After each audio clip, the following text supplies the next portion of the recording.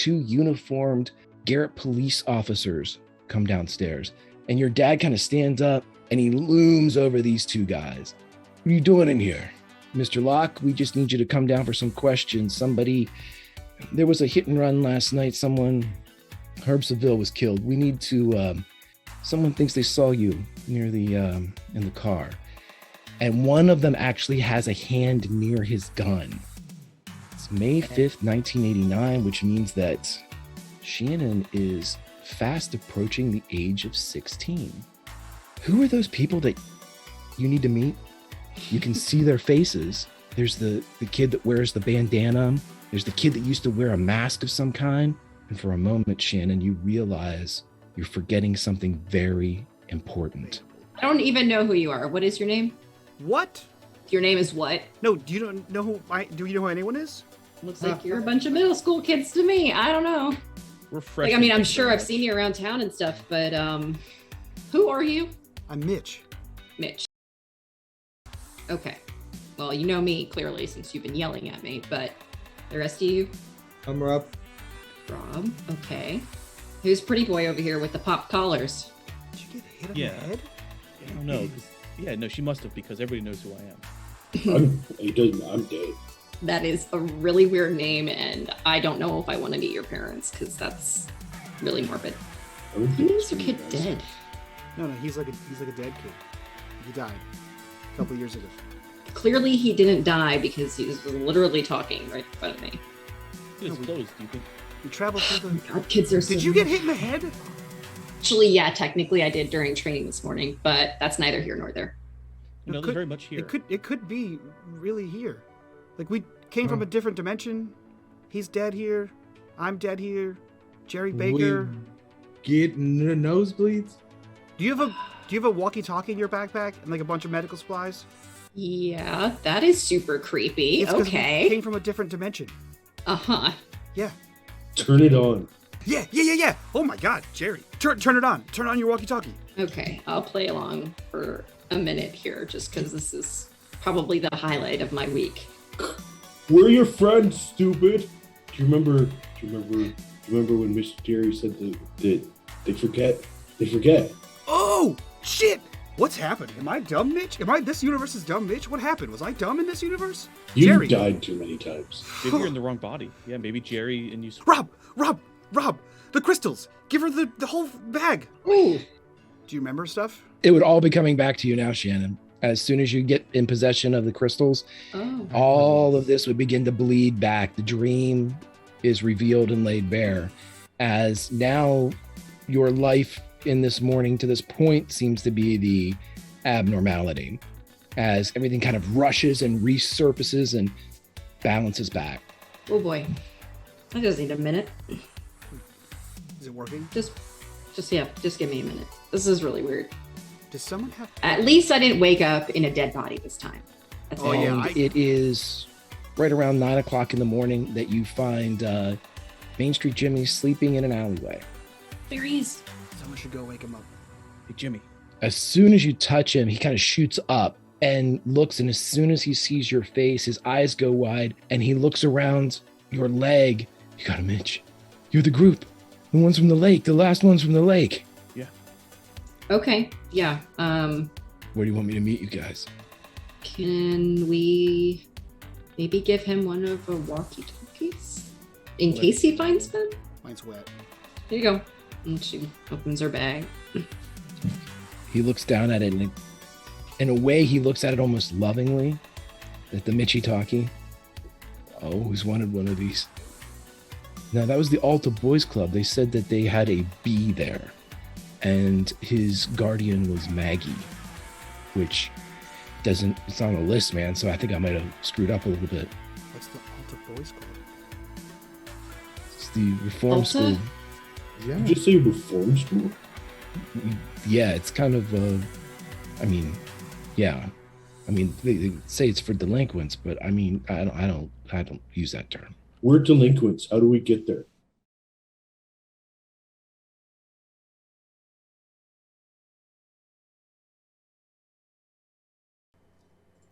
Arise, minions, and I forgot to do cameras. Welcome to the show. It's been a shit show. If you guys like what we do here and you want to support me hiring someone to phase out my own job, Patreon, link down below.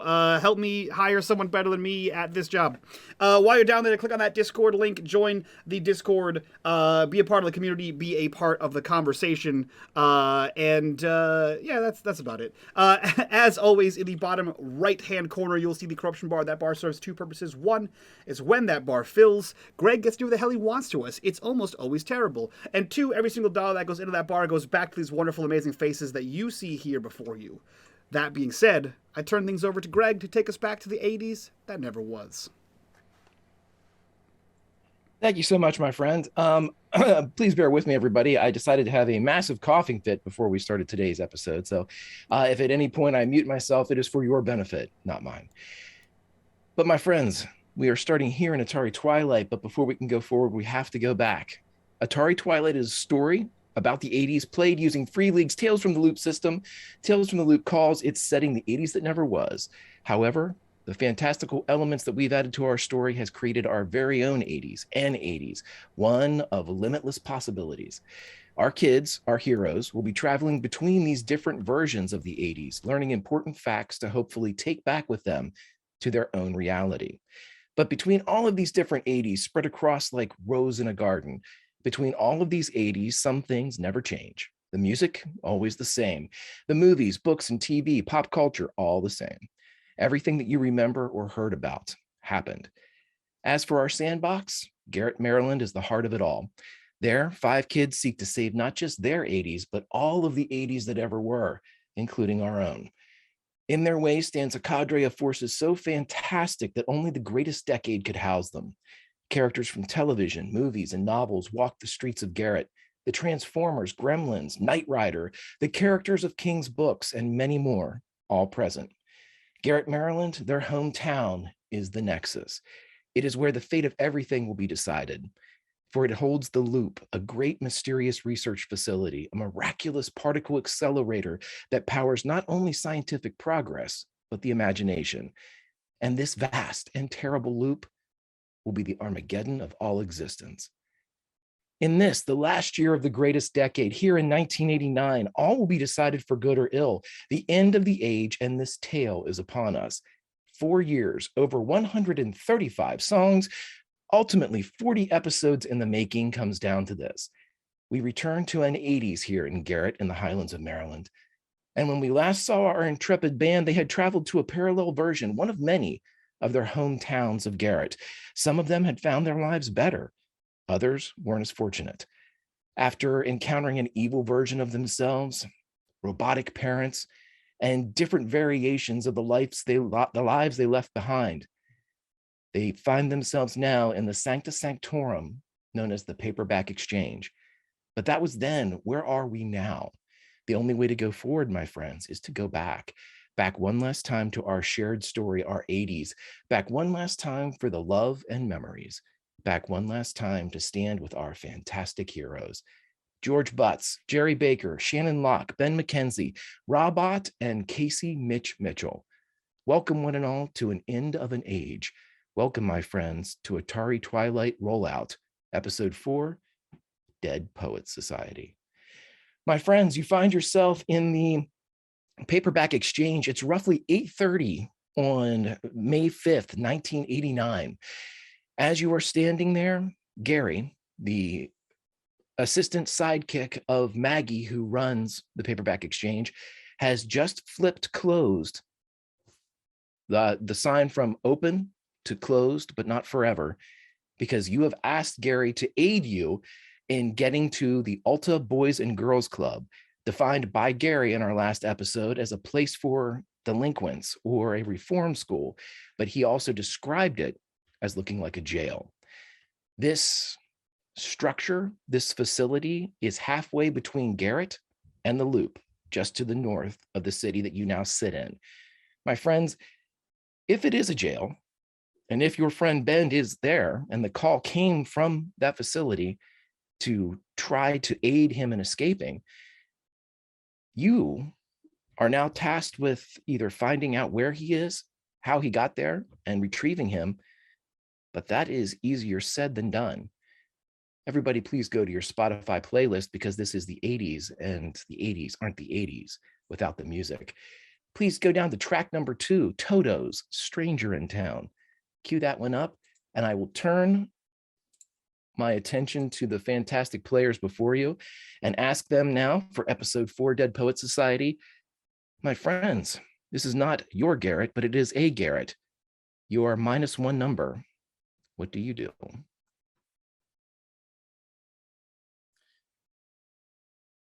If I remember correctly, we're getting a ride. Gary's going to give us a ride up to the school, right? Gary has just closed the paperback exchange. He seems to be getting himself ready.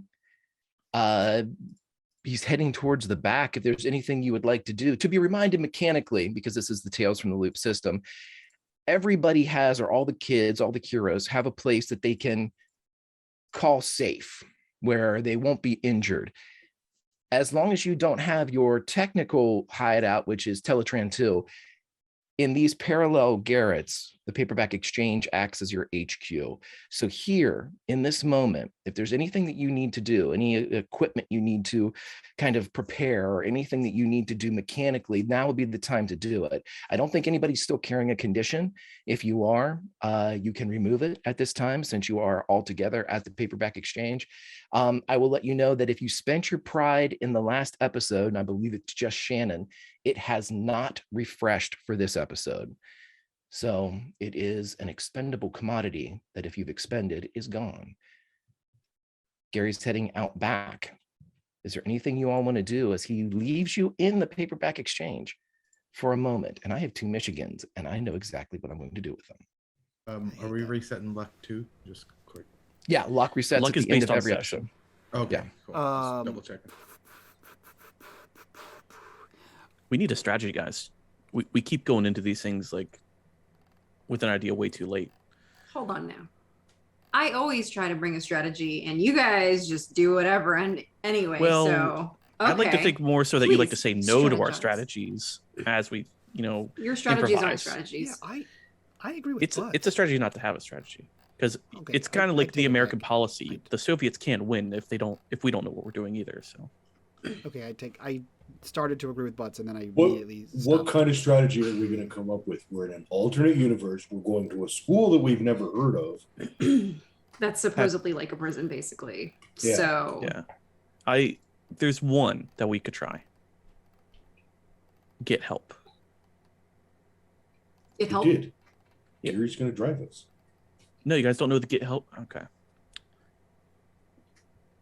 What? that's No. Is this one of your mom's sex things? Gross. I don't see how that's relevant. Jerry, your dad's been in and out of prison, right? You know how prisons work? No? I don't. When have you ever seen me talk to my dad? That one time in the 60s, and then, Yeah, when I fought him. yeah. So you don't know So- how prisons work? Yeah, they lock you up and they throw away the key, and then somebody makes you their wife.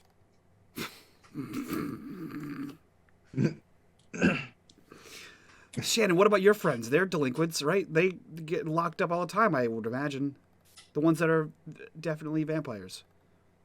The ones that are definitely going to probably kill all of you guys? Sure. Let me go and ask them, see how they feel about it. No, I don't mean right now, but in general, have they been to the bad boy school? Okay, despite the fact that I can be rebellious, I actually never got myself in trouble with the law. I didn't. I said your friends. Your friends did. They're idiots. No, not really. I wouldn't say idiots. Sometimes.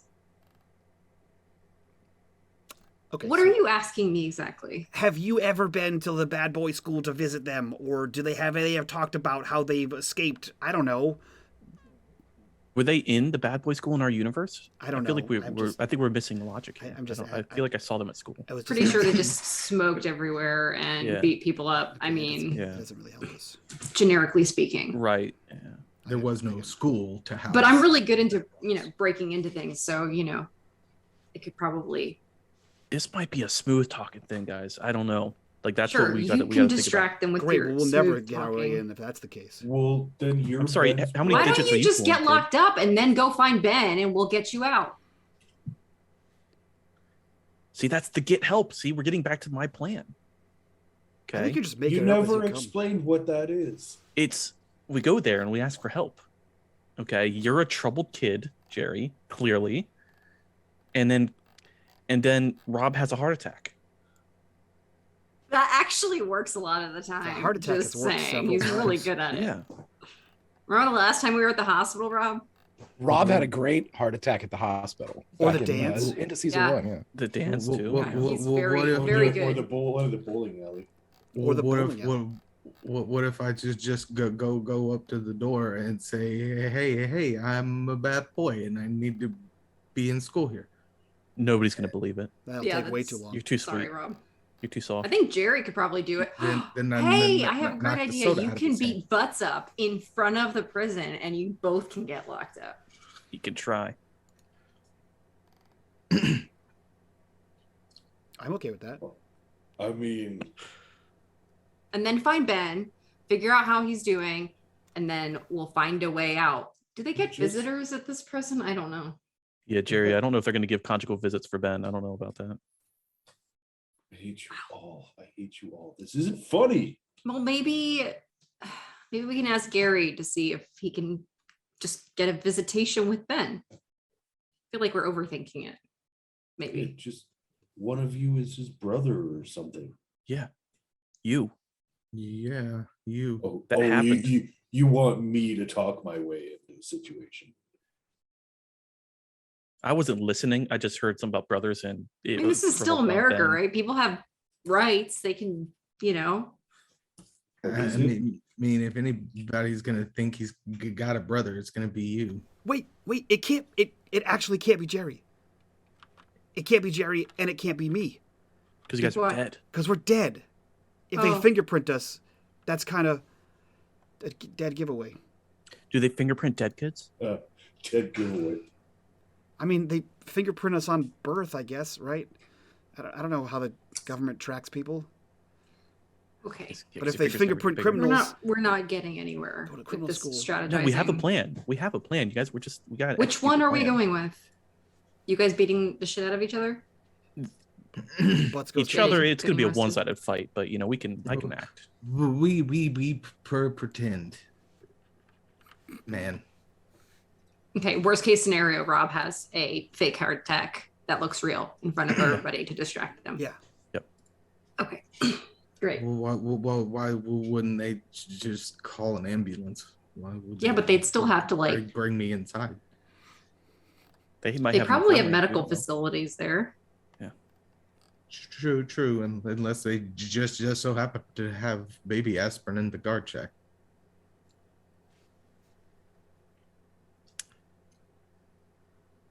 I like the fight idea better. Yep, same. Agreed.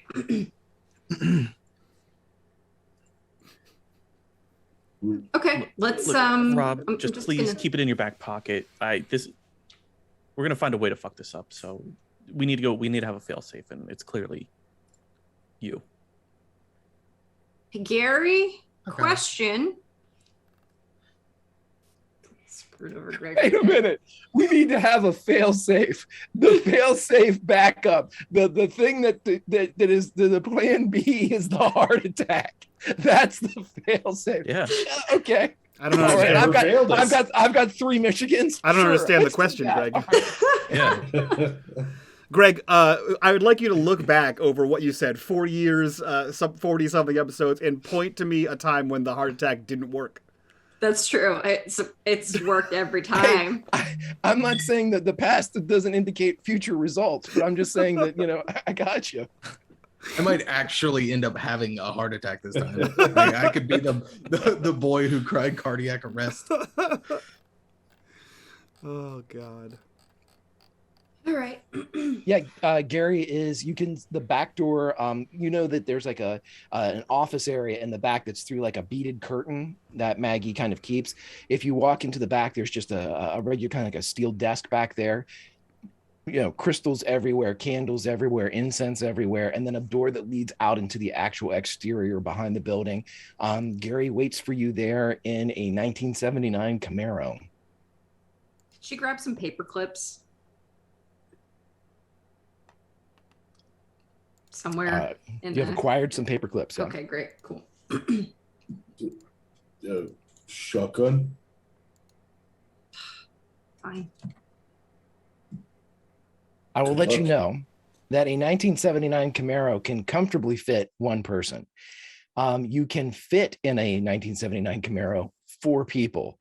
Beyond Just that, take my bike. Someone's a hood ornament, right?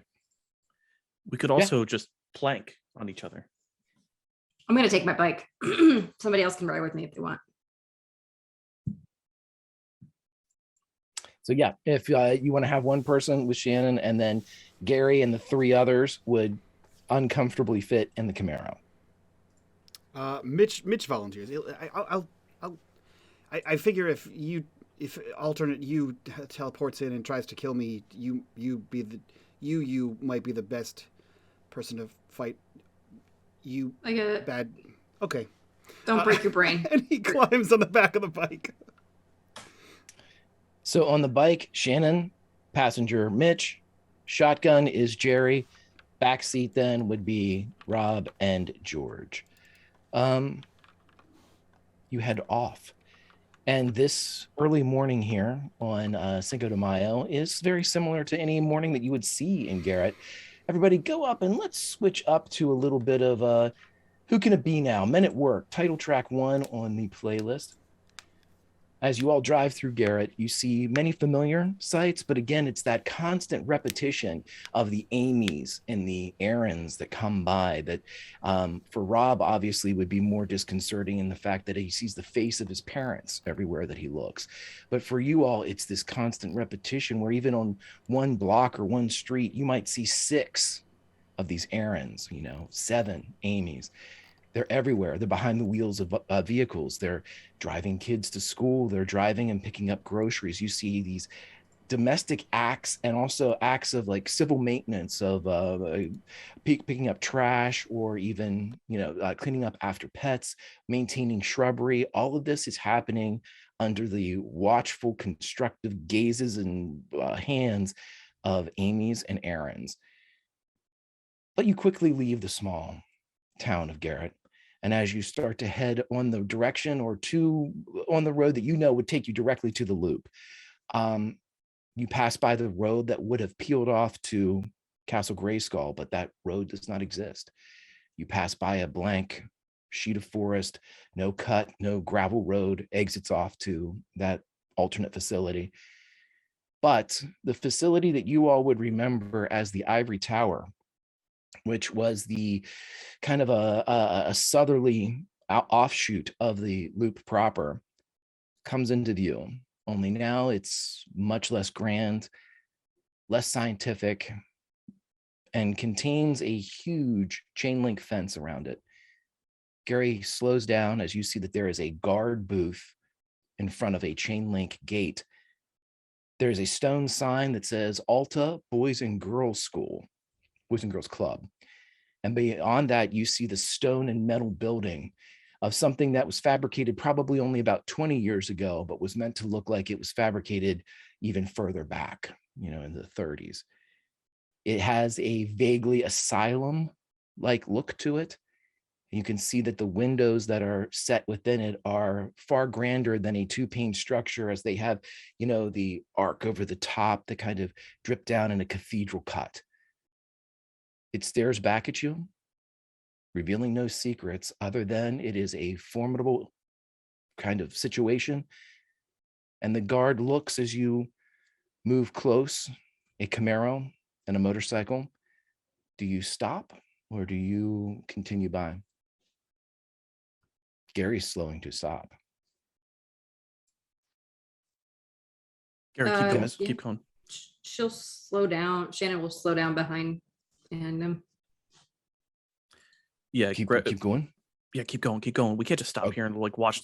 Then the jig is up. They know that we're staging it, so we have to keep going. And we'll come back on foot. Yeah. And he just shifts and takes you further north past the facility. Right, Rob, you ready to have that heart attack? Yeah. Yeah, your palms getting your palms all sweaty. Knees weak. Okay, Arms. good. Arms are heavy. Yeah. All right.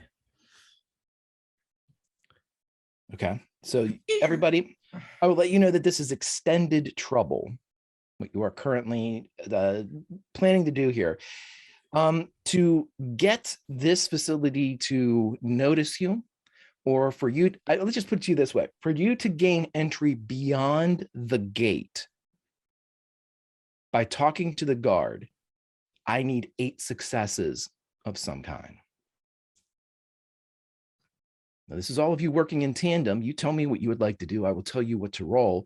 Remember that you do have your prides in play. You do have your luck in play. You can always push and take a condition, and you can stack successes. But this extended trouble is just to get inside the gate if you talk to the guard. That's the stipulations of it. You tell me how you want to do it.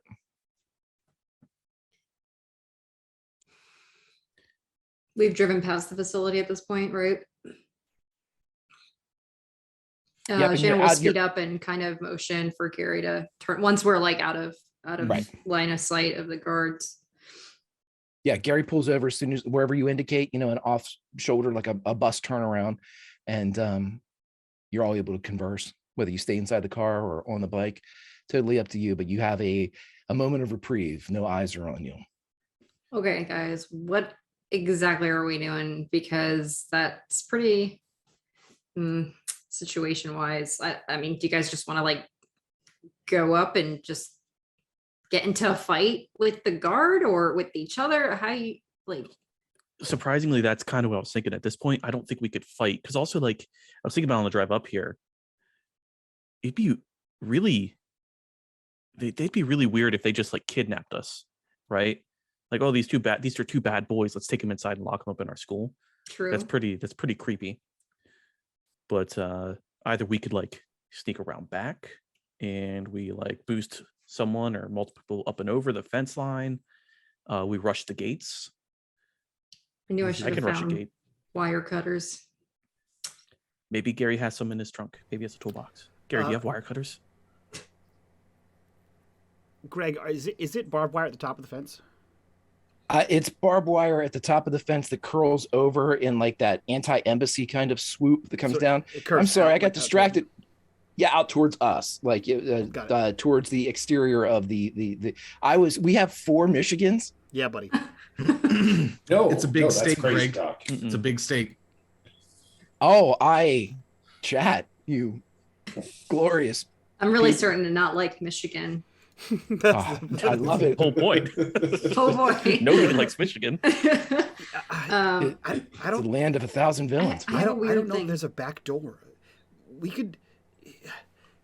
There's a Shannon, prison joke somewhere from somebody. Come on. Nothing? Really? Shannon, if you, we could throw your jacket on top, like on the Oh barbed no. wire. Oh no, sir. It's leather. Why don't you throw your floor mats? vest? Because it's jean. It's denim. It'll rip The right through fo- it. You have a leather jacket on. You think leather doesn't rip? That's why they Is it make genuine like, leather or is it that fake motorcycle stuff? jackets out of leather so you don't get your skin torn off. Yeah, but it destroys the equipment. Yeah, Better than our skin. this will go Okay, right through listen and here. into us. This what is I'm trying not to say. happening. I am not using that. I will sooner do some kind of like, never mind. Okay. Okay, so Wait, what we're no. What other ideas do you have besides wishing you had better tools? we could use the floor mats, the car to throw over the barbed wire. That's not bad. We could try. It's kind of rigid, but we could try. Hold on, does he have floor mats? I sure do, Rob. So, sorry. Yeah. So we'll and Rob's gonna do his best to vertically throw one of the. mats Wait, on- time out. Currently, you're along the side of the road away from the facility. So you're now at the back of the facility attempting to scale at, just so I'm stating this, it's 9 a.m. Yeah, You all man. are throwing these things on top. I mentioned how big the windows were. You're throwing floor mats over the barbed wire to gain entry into a secure facility. Unless somebody stops me, I'm gonna I just mean, grab it and try to throw it up. Shannon is going through her, like, what happens, okay, if we get inside, then what? Now we're just a bunch of strangers inside of a locked-in facility.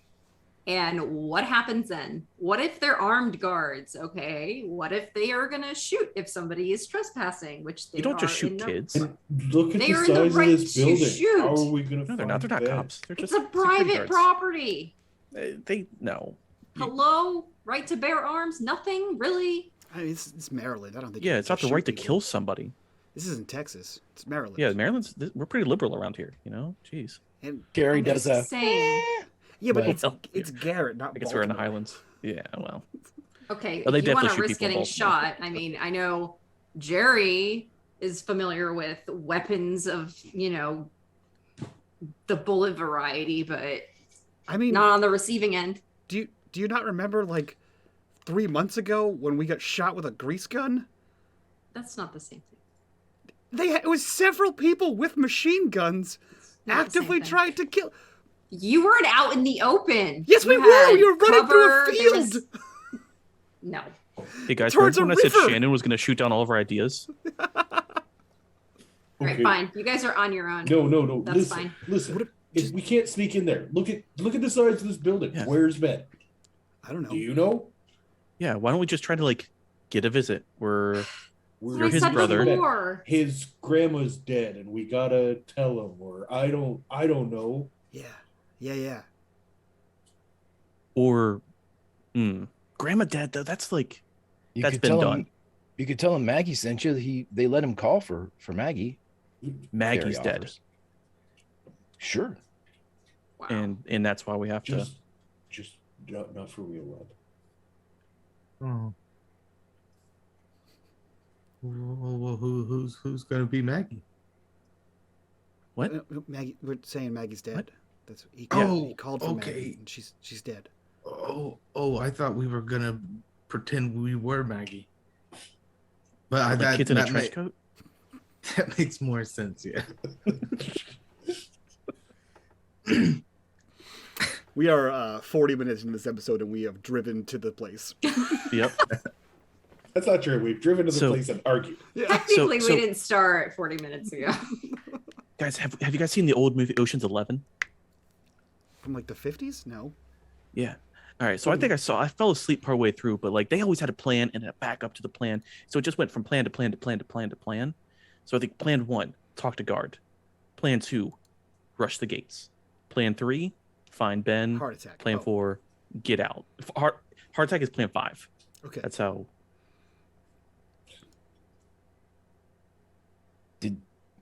What do you want me to do when you guys are storming this facility? Just keep the engine warm. Are we What going to can you do? storm What are the your special facility skills? without the car? Gary, you're surprisingly cool with all this. I was told to help you all, but might I offer maybe just watching it or talking to the guard, or you guys kind of went right into like full military op mode. Yeah. Yeah, we generally don't have a lot of time when Pretty we're common. Force of habit Yeah. at this point. Yeah. well, and we never know when we're going to fall down and just 0 to not be here anymore. 1,000, really. Yeah. just kinda Also, fall you down all the would list. remember that Gary is much older than you all. I mean, he's graduated from high school. He's like in this, like, he's 19-ish. For the first time that you've ever known him, he seems to look at you all as being not necessarily in charge, but he's not confident enough to offer any type of correction to your plan. He seems befuddled by your existence, which makes him a little bit less cool, perhaps. Same, man. Same. Okay, so who's going to go talk to the guard? It's either Rob or I. Rob and I, maybe. I think we're the smooth talkers, aren't we? If it comes to it, Rob can cry. Does your That's what I'm thinking. Like, Rob's like the soft one. I'm the smooth one. Rob's the soft one. So we make him feel pity. That's true. Rob, can you Your just software. cry? Maybe. Great. But do your parents do anything cool? What? Do your He was parents crying do too anything? loud. Did your parents do anything cool? Does your dad Well, work for the my Loop mom's a still? sex therapist for geriatrics. That's pretty cool, you know. Lifelong sex life. It's pretty great. It's cool. She doesn't eat grass. Stop. What you guys think? Stop. And my dad does. We don't talk about what my dad does. But can Well, but can, I don't know what he does in this world. but what I'm saying is, if you say you're George Butts, does anyone care? Well, yeah, they're like, oh, that's that cool kid from high school, from junior high. The guards at the prison aren't gonna say Yeah, they're that. gonna hear the rumors from the other kids. Okay, try that. So the butts doesn't hold a lot of weight here.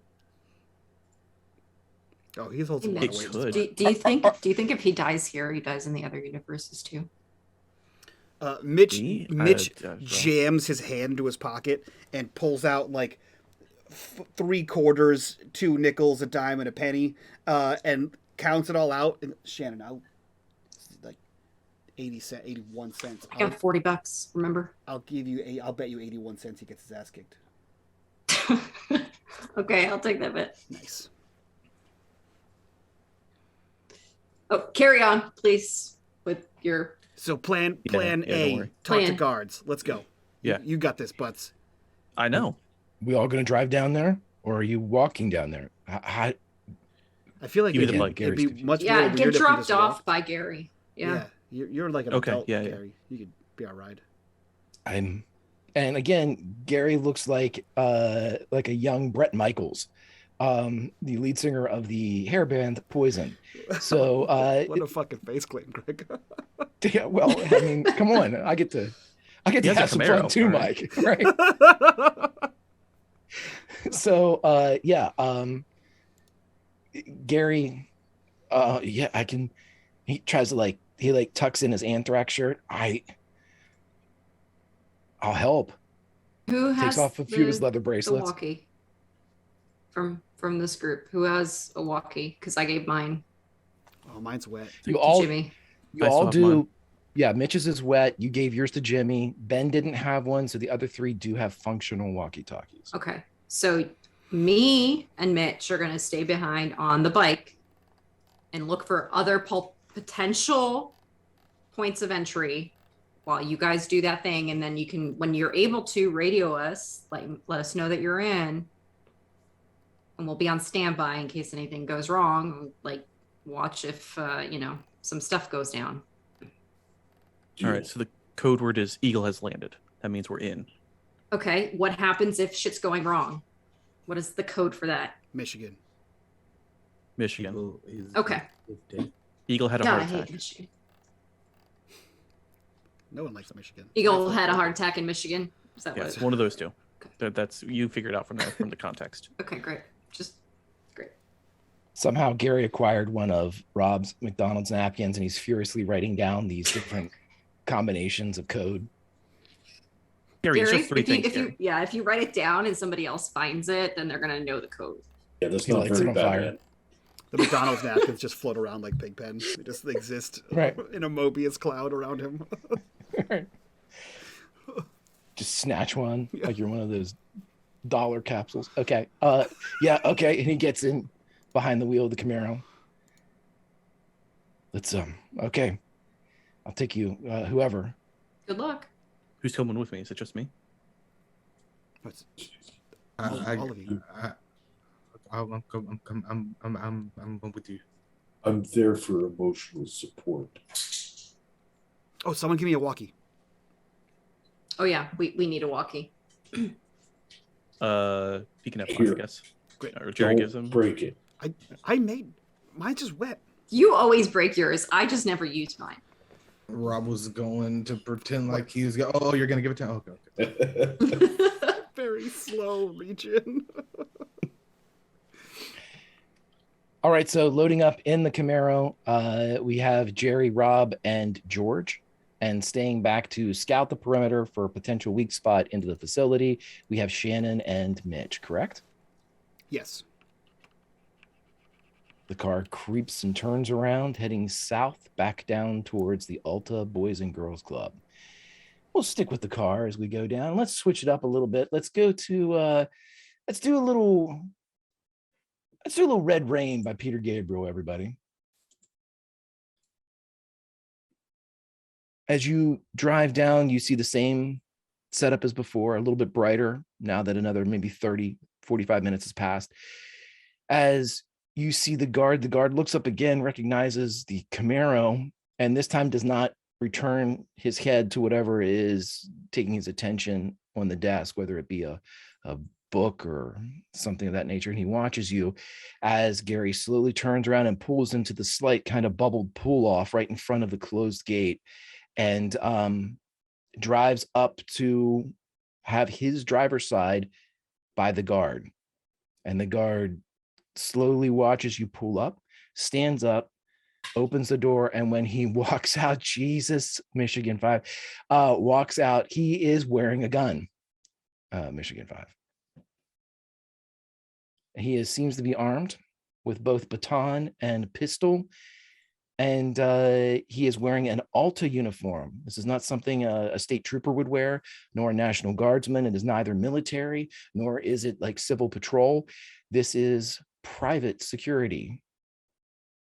He walks forward, leans down, but stays away from the vehicle.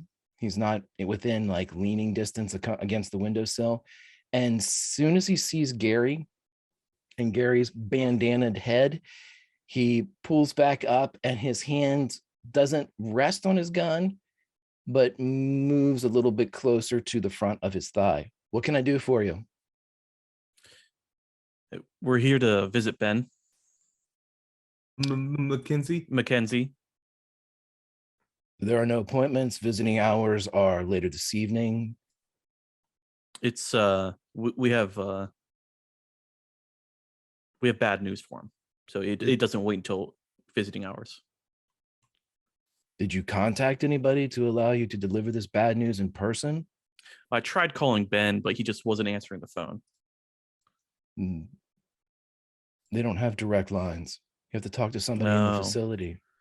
Well, we're here now. We could talk to somebody. If you could let us in, we'll talk to the visitor control.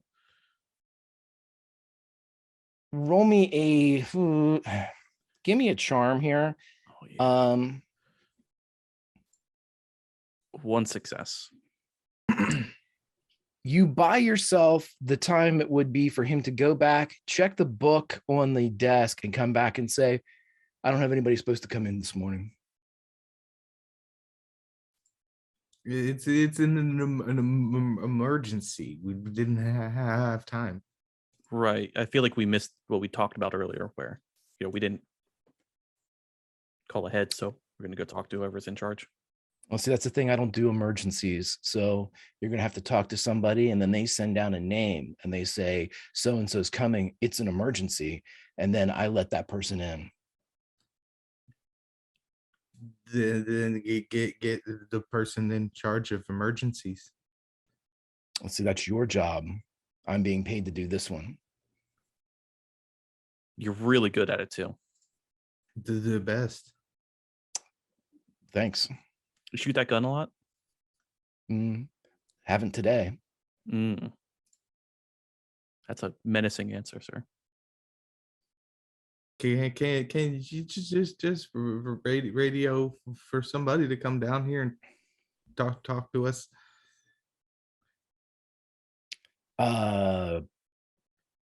Not part of my job. They wouldn't listen to me even if I did. Pretend for a second that we're not young delinquents going to this school and we don't owe you anything and you're a human being. Maybe consider a time someone you love was gone and you couldn't do anything about it. Roll me a charm, Jerry. Nailed it.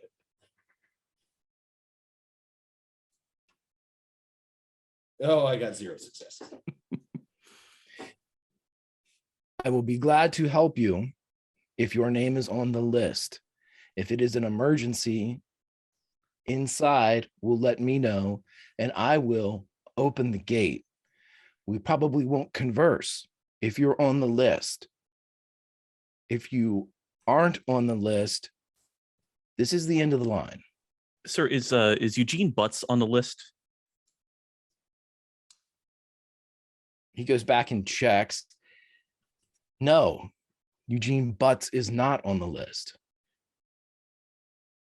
I think I do like a knuckle punch into Rob's thigh or knee. What about Maggie? I hit him again really hard. How do you know Maggie? Well, we need to talk to Ben. Roll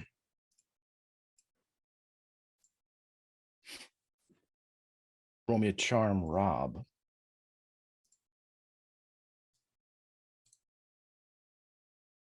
Not so charming. His hand moves away from his thigh, and hence away from the firearm.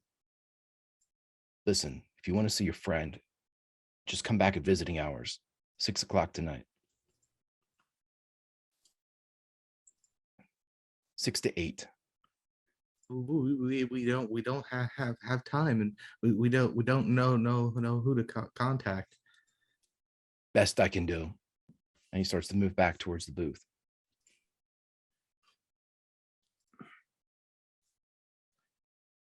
Rob, heart attack. But sir, and he's gonna open the door and just fall out, just face plant into the ground. Help! He walks back, and as he's closing the door, he says, I think your friend's having a heart attack. He closes the door. Rob, what the fuck was that, dude? Like drag him into the car.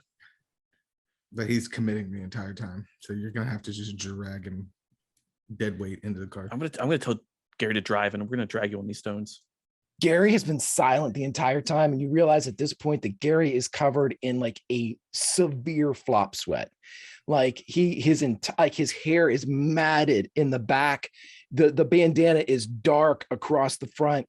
You can tell that he hadn't taken his hands off of the steering wheel because he couldn't. As soon as he relieves his like right hand from the wheel, it's just shaking so profoundly as he grabs the gear shift. Yeah, all right.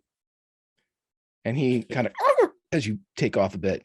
Jerry's gonna punch him in the thigh, give him a Charlie horse. You blew it to Gary. Yeah. What I didn't say. Look at you. You look so guilty.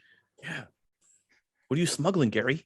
Fuck. Dude, I feel guilty. I don't know. The guy had a gun. It's Friday morning. Everybody has a gun. But I don't. I play rock and roll, man, and work in a comic book store. The closest I get to shit like this is when I read Punisher War Journal. There's your real comic. Right? So he moves back. But at that time, during the events of the failed incursion through the gate, let's go turn back the hands of time a bit as we go to Mitch and Shannon. What are you all doing as you can kind of skirt down to the perimeter and you can see that there's a bit of a field before the actual chain link fence goes up. So there's some like a no man's land in between the forest and the chain link. What would you like to do? Shannon's just looking for alternate like exterior doors, either for like deliveries or something along those lines. Right. When you get into the back, you see that there is a large loading dock. Currently, there aren't any like box vans or anything there, but just by looking at it, you would think that it's the height for like a box van.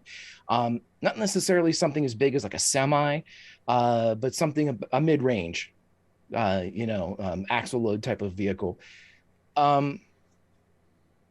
Again, nothing there, but several entry points. You can see that they kind of bleed off of the loading dock there. There is one main door and several smaller exits along the base. You'd say from just eyeballing it, about 4 in total. And is there another gated entry, or is the one in the front the only access? One in the front seems to be the only access for vehicular movement. Off to kind of near the front, there's like a personnel-sized gate, but that's still within eyeshot of the guard booth. Okay, and nothing like that anywhere else along the fence, just that one spot. Right, and in the back, you would know too that behind it there aren't any roads leading up behind here, so it's just fields and then the woods. So there's no real reason to have a vehicular gate back here. Okay. There's no access roads at this point. And the field separates the chain link fence from the woods. Mm-hmm. Okay. And it's not huge. It's like 25, 30 yards. That was a bust. What? Man, I mean, this is we could, not easy. We could dig under it. It's. Well, I thought about digging, but I'm not. What if? Not really good at. What if? Are there cameras? Greg, are there like CCTV cameras? Oh, you can roll me a. Let's do an investigate. I can do that. I can roll those. I know how to play Sure. this game. Let's see here. Investigate. 1 success. It's not littered with closed caption TVs, but you see that there's one kind of almost looks like a shoebox with a lens on one end, and it's doing that fateful sweep that you see in like every Schwarzenegger movie. You see one visible. What if we just get out of eyesight of that, and then we back the bike up like right to the chain link fence, right? And then you pop it in neutral and you just fucking throttle it, and that it'll dig a hole. And then you just do it a couple times, and then we could probably scrape our way underneath it. You don't think it'll be too loud? I mean, it's a brick building, and worst case scenario, we'll both be on the bike, so you just rock it into the woods, I guess, right? Yeah, it's true. I mean, if Butts isn't dead already from talking to that guard, I don't know how else we're gonna get in here. I mean, I don't know. I don't even want to think about the catastrophe that could be happening right now. Speaking of that, as this is at the point where a sweat-soaked Gary is pulling the Camaro away from the front of the facility, going back to the meeting point around the curve up by the bus turnaround in the gravel. As you all are kind of looking from your vantage point in the woods, you see a black SUV enter the area and pull around to the back. There are several other cars parked there. All of them, many of them, the predominating type and make a black SUV, very Loop-esque. You see this one park, and an extremely tall woman gets out, face claim Uma Thurman. You see her get out. She reaches back in, pulls out a very thin briefcase with a shoulder strap and puts it all the way over her head. You then see her walk to one of the back doors. You see she kind of nods and the door opens from the inside, and she grabs it and enters. That was super suspicious. Yeah. Don't want to use that door, probably. Yeah. It sounds like a science. I mean, I'm not disliking the bike idea here. Definitely makes sense. But, I mean, other than that, like, we just go find like tin snips and cut the fence. Yeah. That'd probably be the easiest, most discreet method. I just don't know how much time we have. I mean, somebody told us, I don't know, there's so much information playing around that we can't go without Ben, right? No, like we physically can't. I don't think it's we physically can't go without Ben. I think it's like you can't leave without Ben because something bad will happen. Oh, okay. Jimmy said in the last episode that, to his knowledge, you cannot jump unless you are all together or the person that's absent is dead. That's right. That's what it was. Yep. Yeah. And so hopefully Ben's not dead. Right. You all mentioned time. you've been here for a bit, looking down over the area. I will say that you can easily meet back up with George, Rob, and Jerry. Do you spend time observing this facility? Do you want to add to your information by watching? And if so, how long would you like to stay? We're going to say we're around 9:30 now in the morning, 9:45, almost 10. Tell me how long you would like to watch the Alta Boys and Girls Club, and I'll let you make rolls, and we'll get information if there any exists. Well, let's meet Becca first, and then this is Shannon's thing. She'll sit and watch for hours if she needs to. So whether anybody wants to join her, but she'll definitely be the one to sit and watch. Yeah, let's go to the meeting spot first. You all meet back up. So how'd it go? Oh, you're alive. And he That's reaches, a good reaches sign. into his pocket and hands her 81 cents. Thank you. Yep. Fucking Gary blew it, man. What do you mean? Look at him. Gary is absolutely covered in sweat. So did you like have a fist? Well, like what happened? Not even the heart attack could pull us out of that one. Yeah. Well, Rob, it was not great work, Rob. We gotta work on that. What Well, I about was you? gonna You look supposed at to you talk with to dust still on his face. Did you talk to the guy? What happened? I'm pretty No, just sure get up he's a there and faked a robot. heart attack right away and got sweaty and then ran away. Yeah, of course we talked to him, Mitch. Well, clearly that failed too, so it wasn't just... Yeah, and you guys aren't on the inside of the perimeter either. So how'd your excursion go? Well, we already have a plan, but let's find out what you did or did not do. Visiting hours are from 6 to 8. Yep, and we name dropped names, didn't work. Maggie didn't work. My dad's name didn't work. He asked Okay. how you knew Maggie, though. He knew Maggie. That's weird. Yeah, well, that's also when he started like shutting down even harder, though. So Matt saying her name kind of made things worse, I think. Gary, who, like, besides the owner of the paperback exchange, who is Maggie? Like, what does she do here? She runs the exchange. She's in a couple like local clubs. He's like wringing out his bandana. What are the clubs? She meets with people and plays cards once a week, and she has listening parties and on the weekends, and she just has a group of friends. Everybody has a group of friends. You guys are a group of friends. It seems kind of.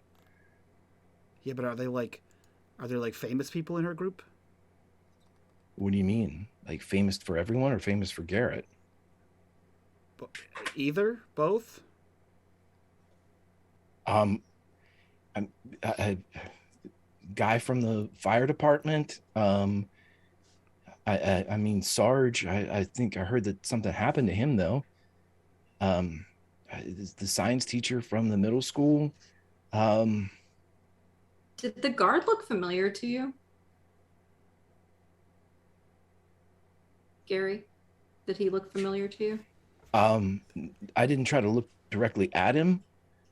Vaguely familiar, but I don't know his name or anything. Like from here, vaguely familiar? Yeah. Like I've probably seen him around town, but not like I got high with him or anything. I know him or anything.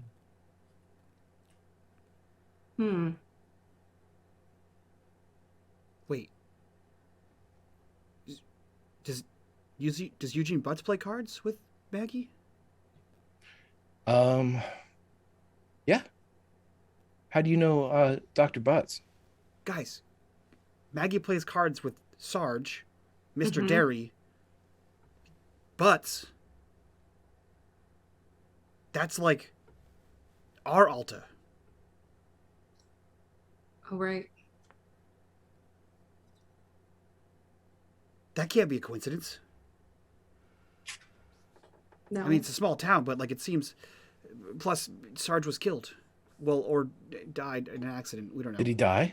That's what we heard. Yeah. Who'd you hear that from? It's not in the paper. It's the police. Oh, wow. Yeah. Hey, what do you know about Sean Locke? He seems like a guy. I don't know. Sean Locke. Is he your age? No, he lives. He's an adult. He lives here. Big guy. Military. Oh. My dad. I was trying to skirt around that one, but Yeah, but there's no point. I mean, I think I know him. He has and he just kind of motions for a. yeah, like a robot. not No, he's got like his hair is like. yeah. Yep. It's a military cut, yeah. Yeah, okay. Said the same thing. Okay. Do you know him? Is he a bad no, guy? I don't. I don't know him. No, he doesn't play cards with Maggie though. I know that. Okay. I feel like we need to split our efforts here. I'm going to stay behind and watch the facility, but we need to get some information about this guard.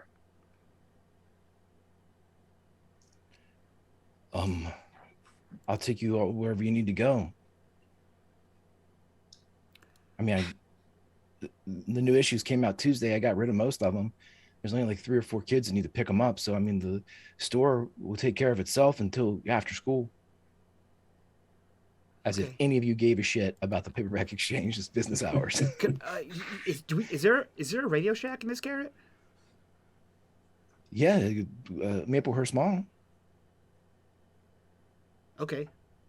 Oh, great idea. She grabs her money.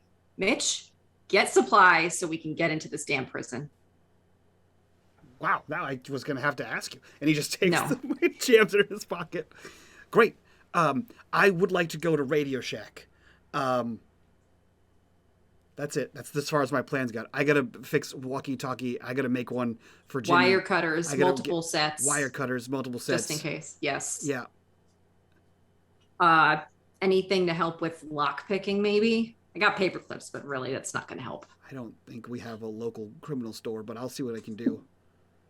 You're mechanically inclined. You should be able to figure it out. I mean, this is like your, niche area, right? I build robots in a junkyard. I've never. picked Okay, a so lock this is before. like I'm not a locksmith. deconstructed robot, okay? It's not What a- would you put into a robot so that it could pick locks? I don't know. I'd have to know about. Okay, I'll figure. I'll see what I can do. Okay. I'll see what I can do. Okay, so I'm gonna do that. I'm gonna get supplies. You're gonna recon. Take here, and he hands you the walkie that he got from Jerry. You take Okay. that. Actually, leave it on. Fine. Hey, I know I'm being the voice of reason a lot lately, and that's kind of out of character, but you know how you're the last Mitch? Yeah. Maybe you don't go by yourself. Oh yeah. No. I was gonna. Yeah. I'll take Gary. He's Gary not good under seemed pressure. lost. When you said the last Mitch, confusion reigned across his already befuddled face. It's cool, man. No, I'm with you. I was going to say, mechanically, I'll let you all know that if there's a fight, Gary is not the NPC to leave with Mitch. That is your benefit for today. Yeah, no kidding. You sure, This is Greg? this is not Sarge. This is not Sean Locke. This is Or not somebody. Shannon. This is not an evil Shannon even. This is Gary is. You don't want to put Brett Michaels in between evildoers and Mitch. I don't understand why. We'll just the Dead Kid Squad, and he like puts a hand up for a high five. No, you left me hanging earlier. Forget it. I don't have a heartbeat. Do I count as dead? No, you're a robot. It's a different story entirely. And you exist here. Were you ever Oh. really alive? Is the question you should be asking. I'm way cooler than a dead kid. Wow. You all hear Gary whisper just beneath his breath, "What the fuck?"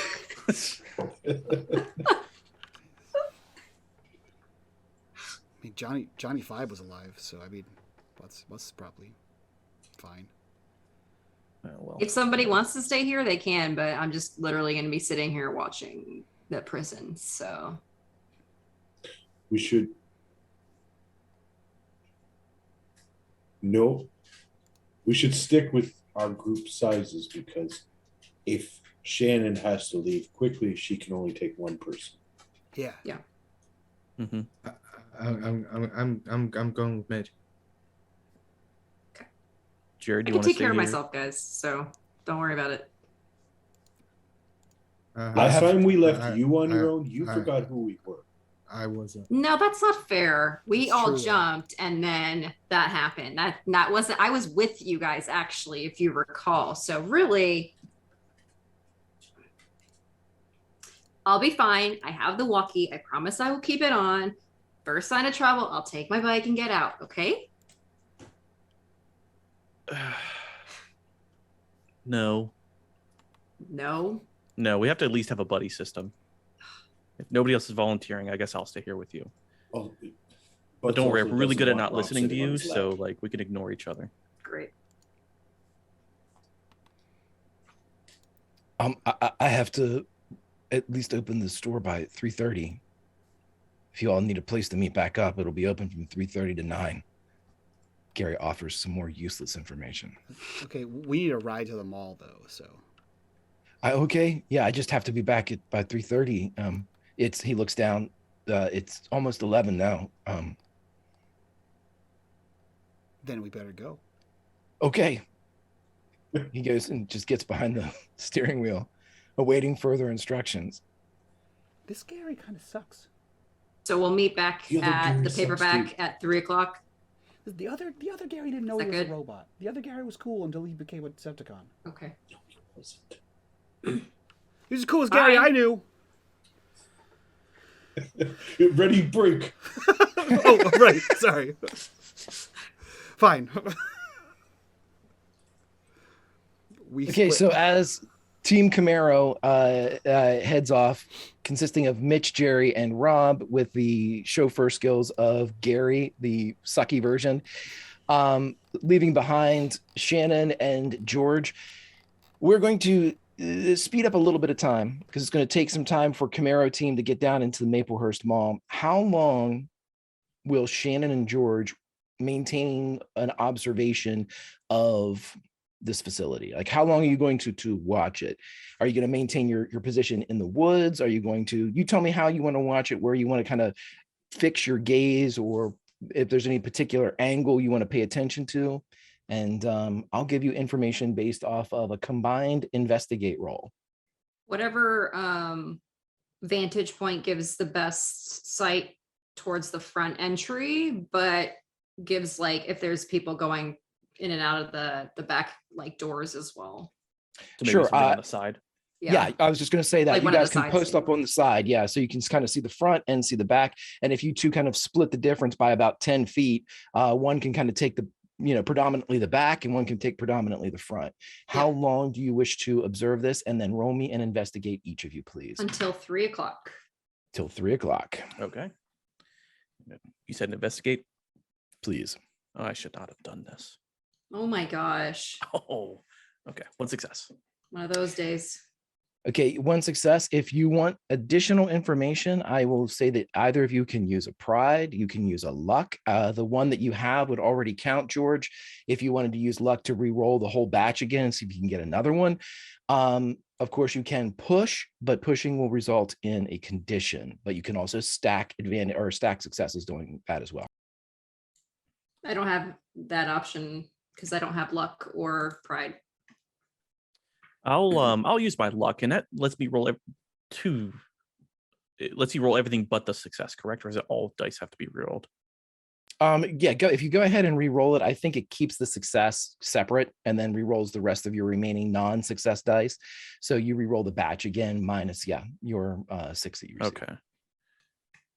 That was investigate. Is there a way to put luck into it or no? I mean, to be fair, just go ahead and re-roll it again, and I'll just add Yeah. it to it. I don't care. 2 successes. There we go. Okay, so for a total of 3, here's what you all observed during your time up until 3:00. You can see that at exactly 3 p.m., there is a shift change. Right around 2:50-ish, you see a bevy of cars come in, and all of them enter into the same door that you saw the tall woman go through. And you see an equal number of staff members come out, all wearing that uniform that the guard wore, or variations thereof. Some of them have more kind of like more of a medical cut, more of like a scrub cut, but they're all the same kind of navy blue color. as they come in and out. And you can see that they bear name tags, and some of them actually have kind of like lanyards with identifying like IDs and stuff dangling from them, or belt buckles. You also notice that as you watch this, at 12 noon, you see a delivery arrive in a box van. It is being driven by an Amy. And as it opens up, people from the inside come out, two of which are an Aaron and an Amy. They unload food. You can see kind of like the styrofoam containers that they are pulling out. And you realize right away, as soon as you see the kind of color of the styrofoam, that it seems to be a large order of takeout from the Chat and Chew. They shuttle those inside. And as soon as they are fully unloaded, the box van drives off through the gate and departs. Also at 11 a.m., you see a black sedan pull up, and you see two kids, roughly 12 and 14. They are brought out, one boy, one girl. 12 is the boy, 14 is the girl. They are brought in, and they are both handcuffed. And they go in through the main double door in the back. Beyond that, you don't see anything else until just before you leave at that shift change. The tall woman comes out, and she seems to be pushing a very large crate, like something on wheels. It's massive. And she takes it over to her SUV, talks with a few of the people that are coming in and coming out, and lights up a cigarette. And as soon as everybody has either entered the building or exited the building, with your 3 successes, you see her open up the back of the SUV, open up the crate, and a child jumps into the back. She gets into her car and drives away. The child jumps in the back like eagerly or like under duress? Very eagerly. Can we follow her instead of meeting up with them?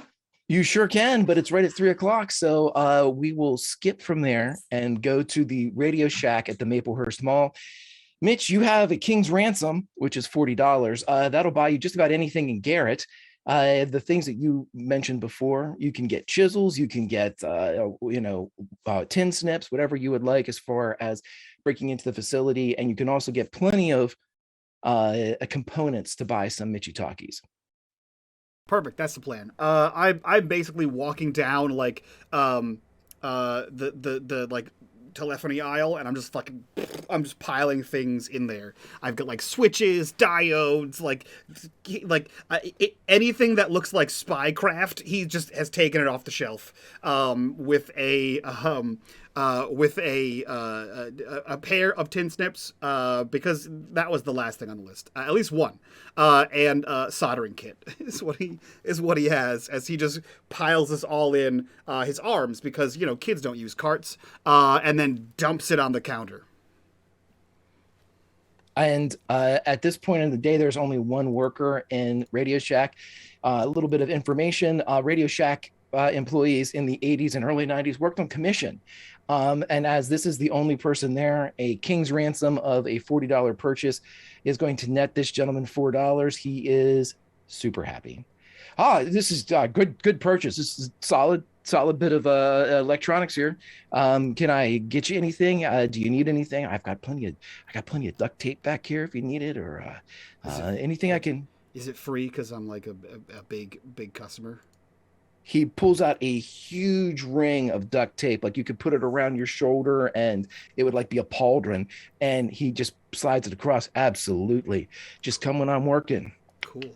Name is Don. Do you have like a card that says like Don discount? He takes out a card, and it is all black.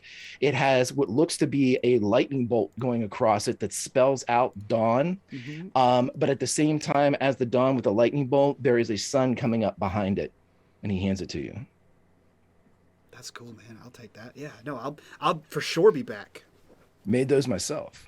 I would never. That looks professional. Like it looks like By the way, it looks like somebody made it on a dot matrix printer. Made that myself. That looks like it could. That's Solid, good. right? Yeah. Yeah. I'm not paying 10 cents a card. I like the font, and the lightning bolt is cool. It's solid, right? Yeah. No. Like it at first it looks like ASCII font, but like it's different because it's unique for you, Don. Exactly. I mean, you got to make a statement. Anyway, can I get this in a bag? You sure can. And you see him pull out a promotional Radio Shack backpack. Ladies and gentlemen, these are backpacks that were given out back in the day. And these backpacks also contain, for no reason whatsoever, a phone. This phone has to still be plugged into a landline.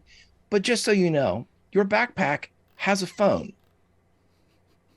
Here you go. We only give these out to special customers. That's really cool. Can I plug this in anywhere? Anywhere you can find a jack. That's like potentially weirdly handy. Isn't it? It's almost like you've been gifted a magic item because we've had 5 Michigans. It's such a very specific thing that exists. Okay, cool. Yeah, I'm not gonna look that gift horse in the mouth. Thanks, man. Don. And he gets the fuck out of there, Greg, immediately. Sure. Don will be brought up on murder charges later this year. No. Yeah, you're able to go, and you may go wherever you would like. Is there anything else that this group would want to do from now until the meeting time of 3:30 at the Paperback Exchange? Okay, Jerry. Rob, I got everything that I need. I'm going to build so many. I got a backpack with a phone on it. That's weird. And this guy gave me a discount and so much duct tape. Like, we could duct tape, I don't know, butts to a flagpole or something. I don't know what we could do. Either way, we have so much duct tape, we could do that. We'll give you 81 cents if you do that. If I duct tape butts to... Yeah. I would need your help. You're the biggest person. No. You have to do it. That's why. He's got robot strength. I can't do that. I'd like to see that. Okay, so by the time we get back there, it's going to be visiting hours. We know this, right? I thought visiting hours was 6 to 8. Yeah. It's 3. Yeah. Gary can't drive us back. He's got to open the store. Oh, shit. Yeah, sorry. What do we need to put our name on a list? Oh yeah, what if we wouldn't let us in? What if we had a phone in the backpack to call them with? Yeah, but I gotta plug it in. I gotta plug it into a place where a phone would be, which is weird because like you'd think if a phone could go there, there would be a phone there, but I have it. I could climb a telephone pole, I guess, and plug it in. That'd be the first time I climbed a really high pole and got knocked off of it. What if we have Shannon call and like do like an old lady voice and pretend to be Maggie and tell them that we're coming to see Ben because she's indisposed or injured or elderly. That's the best plan you've ever come up with. This is a solid. Pretty sure I came up with a plan where we stormed the loop, but I mean, I guess this one's cool too. I'm always amazed that the plans that are formulated by this group always have some type of like Venn diagram influence from the Muppet movie. Like there's some version of plan that comes up that has been done by the Muppets. So, I mean, they were always successful. So, Greg, stop looking too deep into my plans. You'll find out the secrets. Good thing I brought the paper towels. Okay. Jim Henson presents Atari Twilight. I would empty the unMadeGaming bank account if we could have a Muppet Atari Twilight. Are you shitting me?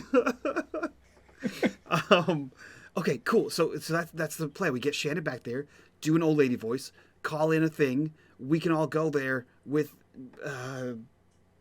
just Gary, can I borrow your car? Can Shannon borrow your car? She drives.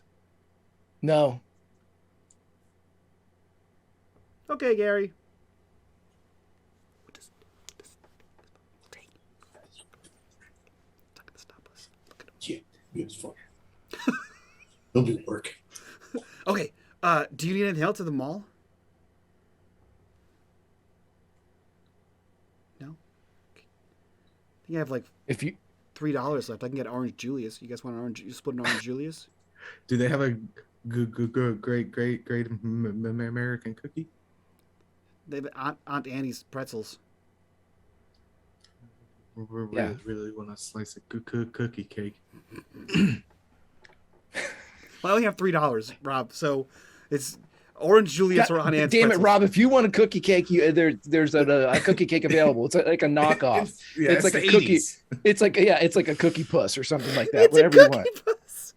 Oh man, Carvel Cookie Puss. I love that. It's just a Carvel kiosk. Right. Only sells cakes. Yeah, cookie right. puss. What was the whale called? Oh God, Fudgy the that Whale. Fudgy the Whale. There we go. Yeah. Absolutely. Yeah, it's my last $3. Just don't tell Shannon that we used it to buy a cookie puss. You better eat the whole thing before she gets back. Not an issue.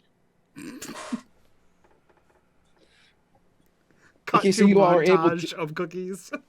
Right. It's just like, it's like cookies walking past like the chess king, another bite of cookie. It's like, like the last final drink of an Orange Julius cookie. And then it's just everything is every other, Walden going around things. Cookie, right. Just stuffing them in my mouth, not even really inhaling them like Cookie Monster. Yeah. And then like 8 cuts in, it's Rob just with that exhale like that.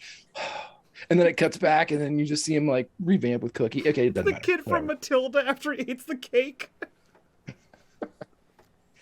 Okay, so yeah, you're able to do all of this. 3:30 rolls around. You are back at the paperback exchange. Gary has reopened it. There's not a rush of people waiting to come in, but at this time, you realize as 3:30 comes and goes, you do not have a Shannon or a Butts. Because Shannon and Butts are elsewhere in Garrett, following a black SUV. My friends, I would like you to roll let me see, how do I want you? I want you to roll me a sneak if you are trying to follow like in a clandestine nature or discreetly. Yeah, so roll me a sneak then, Shannon, since you are the one in charge of the bike. Oh my God, thank God. 3 successes. Wow. Finally. Jeez. How many back-to-back failures have I had on my rolls? Right. Now, the cap out on this one's 2, so you can take one of those successes and save it. So if I ask you for a sneak roll, you automatically can bank a success.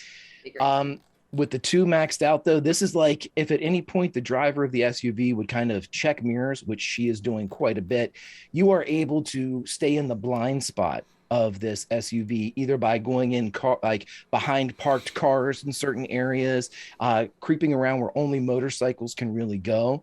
And in doing so, the driver, you can almost see the tension relieved from the car as it was taking erratic turns, right, left, right, left, right, left.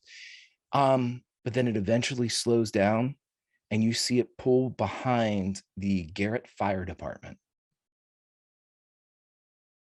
What the heck? What is up with this lady? This is a small, the Garrett Fire Department is a volunteer fire department. So the parking lot itself only has about 8 spots in the back, and over half of those are filled right now. So she's taking like the 6th of the 8 spots. If you go into this area, it will be noticeable. Even with your sneak rolls, this is something that if you drive right by, she's not going to notice you. If you enter into the parking lot, I mean, they'll be aware that a vehicle is entered. What's across the street? Maybe we just park across the street if it's a business. Yeah, you have an alleyway across the street that links back up with Main Street. Okay, yeah, we'll go there. Okay.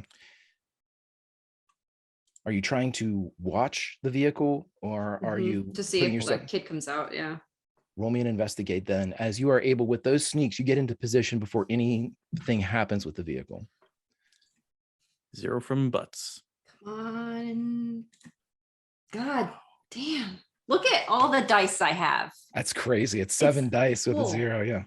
I will tell you, you can push for a condition or you can use luck here if needed. Neither one of us have luck. Yep. Yeah, Is it pride. important enough to push for a? I don't think my pride works here. No. I'll Mine's always fine. We take could push pride. it though. No, I have an idea for my pride later. There's like after the heart attack, it's like after that. That's the in case of emergency, break this Right. glass. Right. Okay. Right.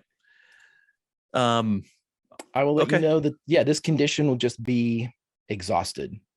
There's the tension of the moment. So it's not something that would be kind of noticeable, but it's just something that, Does Shannon want to push it because she's a little bit better at investigating than Butts? Butts is more of a I'm muscle guy thinking now. about it. I'll go She fight a has been fireman. like going I don't think it's gonna nonstop. help. So do I take the exhausted now? Right? I click on it.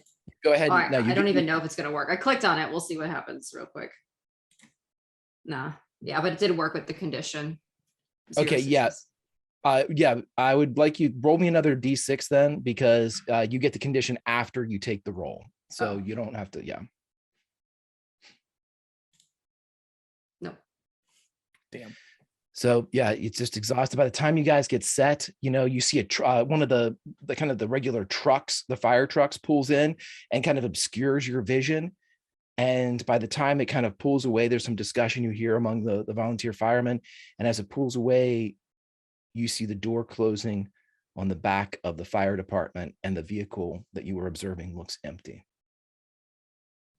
Yeah, okay. I'm gonna go straight for the vehicle. Like just Sure. straight. Looking, is it left unlocked or is it locked? When you Like- get to it, it is unlocked. Okay. Shannon opens the passenger's side at the front and looks at the glove compartment for any information. Sure thing. Let's see. Roll me just roll me an investigate here. George, One are you success. nice? George, are you accompanying her or are you staying back? George totally misinterprets what we're doing here. He goes into the back seat and lays down on the floor to hide, as if we're gonna pop out for this later. What are you doing? Shush! They're gonna hear us. George is lying down in the back, and you reach in and pull out a registration card. And again, this is registered to the Loop. Again, it just says Loop, and it's a very vague address, like One Loop Way, Garrett, Maryland. But under that, as company cars often do, it's registered to a specific individual, and you see it's registered to a Dr. J. Thrice.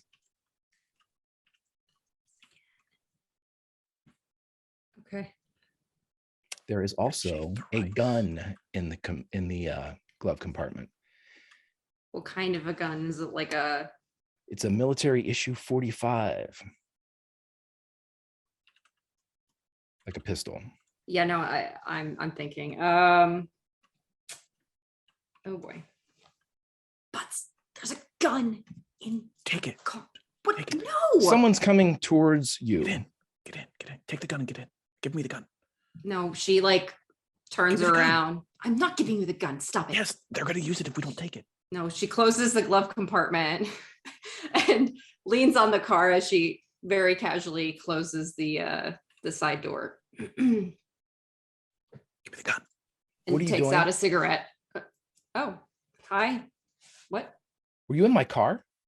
And you see this very tall woman looking at you, and she seems to have a very, almost not like a plastic face, but an expressionless face, to the point where you can tell that she plays a mean game of poker. Were you in my car? Yep. Do you have a lighter? Ooh, roll me a charm with that one. Shit, that's a good. That's baller. Go ahead. I'm gonna fail it. I know I am. It's just these freaking rolls, man. No, you know what? 2 successes. I was gonna say you're gonna succeed on that no matter what, because that's fucking baller. That I was in your car, got a light. That shit's too good for me to not let that happen. Okay, so you bank both of those successes. Okay. You were gonna get it no matter what. So Okay. take both of those for any charm rolls in the future, or if you would like to use one of those to get an answer from this person that she may not have given you without it. You may spend them both in that manner to ask a question of this person. Okay. She stops and slowly reaches in, and you see her pull out a pack of Camel lights, and there is a lighter kind of inside the cellophane, and she pushes it from the cellophane at the bottom and kind of births the lighter up the top, pulls it out, lights it, and extends it to you. Appreciate that. Oh, it's been a day. You volunteer? No, No. Donated? you could say so. Oh, cool. I was just walking by and I was going to stop in and see if they wanted any help this weekend, but I have to do community service. No big deal. But yeah, kind of, not really looking forward to it. My parents, Who are your parents? And Oh. she lights a cigarette of her own. Do you know Sean Locke? Give you this one for free. The lady without tells, her throat tightens. Never heard of him. Uh-huh. Well, that's okay. You're probably not from around here, are you? You could say that. Have you been in Garrett for very long? I've lived in Garrett my whole life. But you're not from around here. What do you do? Oh, a little of this, a little of that. Work for the government. Yeah, my dad does as well. Go figure. Military. Right. Well, your dad would probably tell you that if he was ever asked about another agent, he probably would say that he had never met them or heard of them. Ah, yeah. I know it's all hush hush around there. So, are you doing anything now? Just thinking about getting some coffee. If you wanted to cut This for is the thank this- you. Right. Is this an implied threat or is this an actual offer for coffee? Because this is what the character would be thinking, knowing full well you were in her car, you had the admission that you were in her car. Does she think that she needs to do this? I don't, that's a tough, so I'll tell you what my motivation is as Shannon. Sure. She wants to get her away from the vehicle because Butts is in there and there is a gun that is probably loaded inside the vehicle. So she doesn't want to know what he's going to do about it, but she doesn't want Butts in that vehicle. Basically, because she thinks that he'll get shot or killed. That's the motivation there. Ping's is just around the corner. They have good coffee there if you've ever been. I actually haven't had their coffee. Good to know. Why don't you join me and then we can just hang out, or we can sit in silence in case that's something that you're interested in doing. No tell on this one, but she just nods and you see smoke jet out of both of her nostrils. And she just kind of nods and indicates almost like, after you, and she'll follow at your side, not behind you. But as you all are exiting, you would see the back of the fire department open up, and I'll give you this one for free. You see a man, face claim Tom Selleck, coming down the stairs. He is dressed in a Garrett County Fire Department t-shirt. He has a Garrett County Fire Department hat on as well. And with him is, you would say, a 12-year-old girl who is dressed identically to him, except in sizes that would fit her. And he looks down and says, "Come on, honey, let's go home." This is the same girl that just left the Alta Boys and Girls Club. He heads towards one of the trucks. Not the big ones, but like the pickup trucks. Just Shannon just continues on to get coffee with this creepy lady. You do. And as you leave, Butts, you would hear the truck start, and this Bronco pulls out, and you are left inside the black SUV. My friend, what do you do as you are left alone inside a loop vehicle? I go up to the front. I definitely take the gun, and to the best, I think I can do it. I want to either crush the barrel, break the trigger, or in some way destroy this gun so that it can't be used. The easiest thing to do, you could pop the clip out and render it useless. You see no additional ammo. If you want to destroy the gun for all time, then yeah, you can just bend the barrel a bit. Cool. Yeah, so I'll pop out the mag and just bend the barrel. I'll put it back too. That way, like she has to like, what's this, like a cartoon? You put it back so she pulls it out and it'll be bent, or exactly. Yeah. Okay. Let's hope there's not a high-speed car chase and she doesn't look at the barrel. While this is happening, well, I guess I didn't say anything earlier, so I guess it's not. I guess it's afterward. Does the name Dr. J Thrice ring any bells? Because my dad knew a lot of people, my mom knew a lot of people in town. Is this somebody that I would have heard of before? I tell you what, my friend, let's do a seldom used roll here in Atari Twilight. Roll me contact. 1 success. You have heard the name before. You have heard the name in association with your mother. You don't know how or why, but Dr. J Thrice rings a bell. Dang. Oh shoot. I want to see if I can sneak into the fire department through the same back door that the totally not brainwashed kid came out of. Sure, absolutely. Roll me a sneak if you want to be sneaky about it, but it seems to be a bit of a public entrance. Yeah, no successes. You walk in, you get a couple looks from people as you come in. You kind of startle somebody, again, dressed in like the Garrett County Volunteer Fire Department shirt. Doesn't say anything to you though. As you get a few steps in, you're kind of in the garage area. It opens right up into the garage area with the two of the long, the water truck and the ladder truck. And one of the guys finally says, "Hey man, can I help you?" Yeah, I'm supposed to be picking up a friend. She was here to do community service. Showing me a meter here. Sure. Name? We had a couple kids here earlier. I'm sorry, young people. Yeah. Well, you know. Yeah. Shannon Locke. Like looks like a kid up to no good. You know, it's pretty obvious when she's around.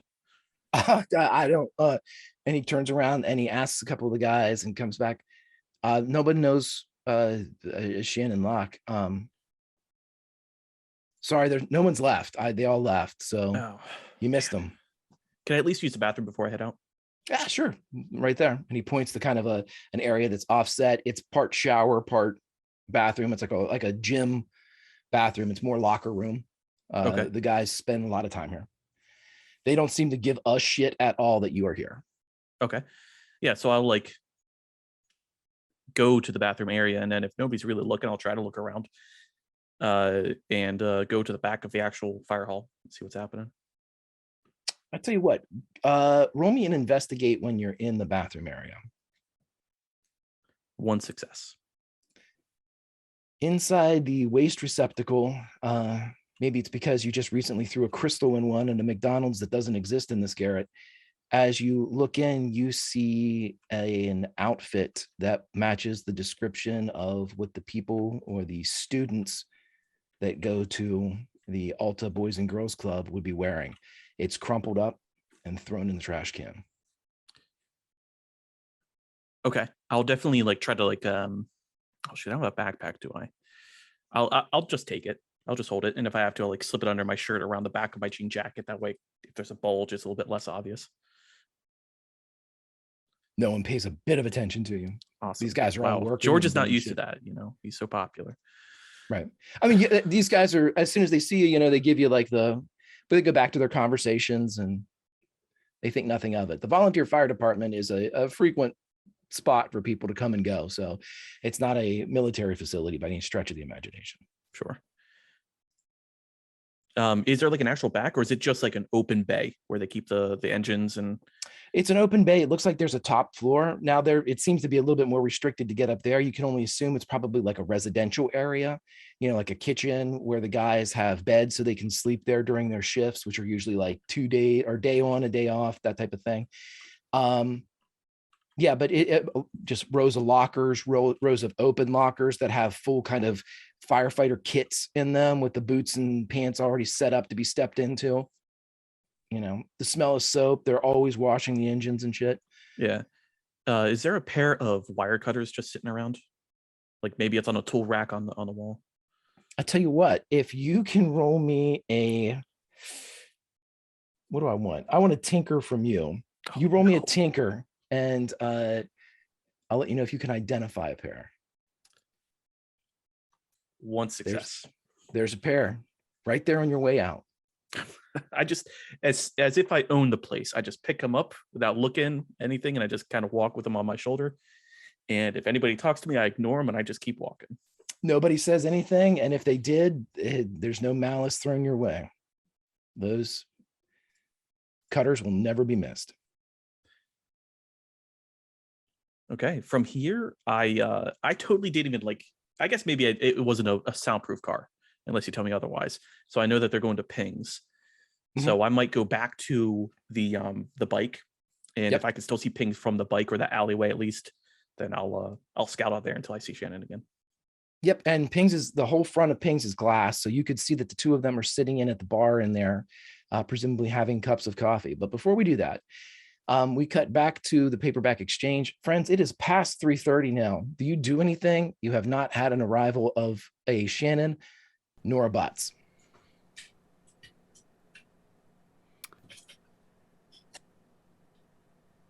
I think Mitch is too hardcore into making a new Michitaki.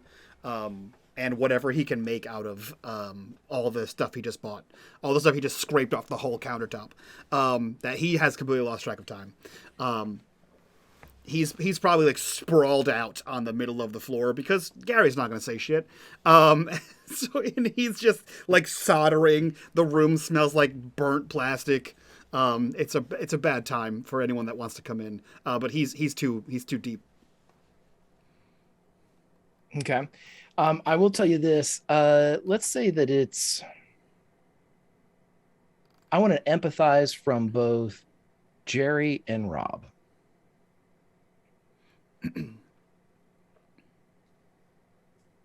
That's 0 successes. 2 successes. Rob, you are the first member of the Autobots to realize Main Street Jimmy never checked in.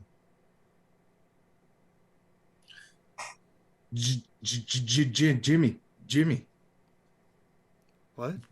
Wasn't he supposed to check back with us? Oh yeah.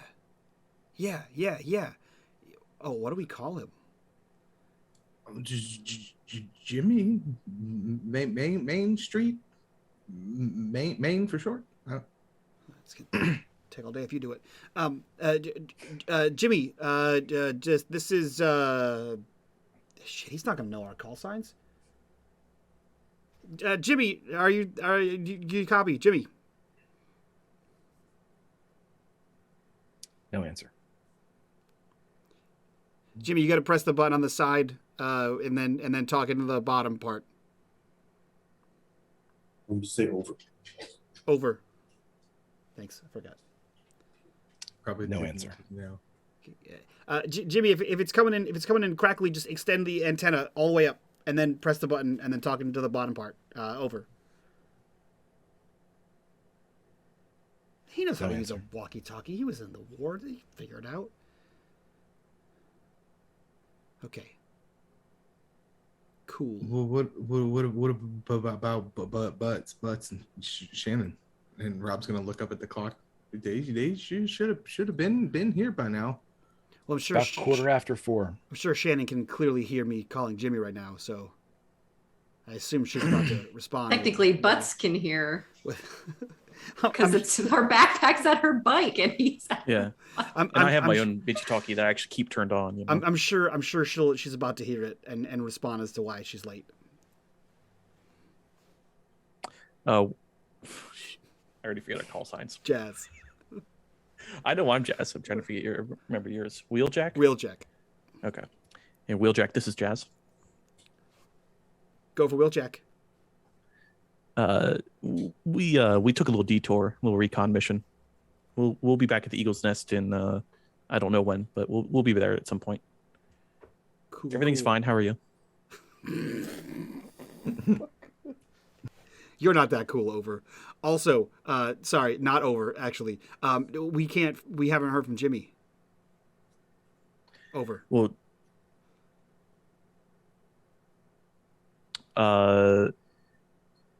we never gave him we should have given him a call sign. Over. That's true. We didn't do that, but he still has a walkie, and he still knows most of our first names. Over. Okay, well, he does that, so I think we're okay. Over. Can you guys like zoom around and like look for him on the bike since you're on your way back? Over. No can do. Your team sucks. We're in a delicate situation in which I cannot do that right now.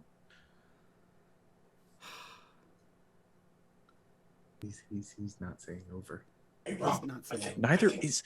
I bet you they're kissing. he presses. They probably are kidding. Just loud enough to be Over. heard, right? Yeah. Out. I would kiss her.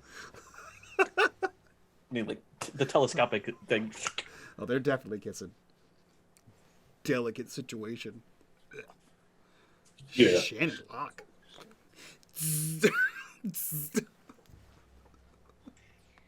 Okay, so with that exchange, George, you still have an observational point outside of Ping's restaurant as our camera would then leave George go through the glass just as George kind of puts the antenna down, and we pass through the glass into the kind of loud area right by the bar where there's dishes being prepared and everything.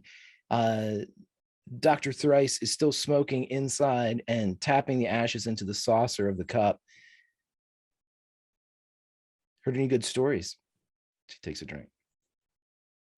Say again. What? Have you heard any good stories? Not really. No. There's just nothing you'd be interested in, I'm sure. Do you have kids? No. No. Do you work with? Have you ever worked with kids? I work around children, yes, occasionally. What age groups? Because that kind of, Oh, usually young adults. Have to be younger than 16. Okay. That's like really broad. Do you have any particular like things that you have to do with them, or Roll me a comprehend as you are. comprehend? Let's see. 2 successes. She is fishing for information. Okay. Well, you don't have kids of your own, but you work with kids. What made you get into Younger than that 16. Necessity. necessity? I But felt you a said you work for the calling. government. No, they're not mutually exclusive. I can feel a calling and still work for the government.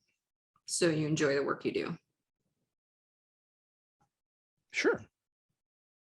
Well, how did you get into it? I guess you could say I was born to do it. How did you get in your line of work? My line of work? Mhm. Gosh. Bad friends. Right. Yeah, it's kind of how it goes. Trying to figure out what's next, Dad wants me to kind of stay on the right side of things, I guess. But There's a girl that runs around town with 2 boys on motorcycles most of the time. Get into a lot of trouble. I heard they stole a car last month. wow, really? Mhm. Surprised I don't know her. It is surprising. I mean, troublemaker, clearly. It's written all over me, right? You don't seem like a troublemaker. I don't? Mm-mm. Oh, my parents would disagree with you. Maybe you can talk to him, convince him otherwise, Sure. Just, point him out. I'll at least give my observational 2 cents. Well, I mean, one of them's military. The other one is, I guess, technically government, sort of. They both are very like by the book, do your ABC, dot your I's, cross your T's kind of people. So just seems kind of, stiff. It's crazy. Yeah. I about that girl that rides around with the hooligans. I can't imagine that she would have parents like that. If she Why? did, of course, she'd be more like you. Maybe. I guess I'm more of a, facade rather than an actual troublemaker. Is that what you're trying to imply? Not at all. No, I don't believe you to be a troublemaker. Oh. Were you a troublemaker as a kid? It's classified, but perhaps. Your childhood is classified. Of course, all government agents' childhoods are classified. They don't want to put their families at risk. Wow. I'm very curious about what it is that you do that is like super top secret. That's pretty, maybe I should do what you do. She looks around and you see her nod to the owner and Ping nods, and this area is cleared out. You see that the cooks move from this area, go into the back, and you are all both left alone. The clinking of the dishes disappears, but silence reigns now. No ambient noise. When did you get here? I walked in with you. So I guess we've been sitting here for like 20 minutes or so. When did you get here? Okay, I just answered your question. I'm not really sure why you're asking again. When did you get here? Do you have a Mitch? Do you have a Mitch? Is this like code for something? I do not. I lost mine. Okay. What is a Mitch and where did you lose it? I watched him get shot. To him. Okay. Who shot him?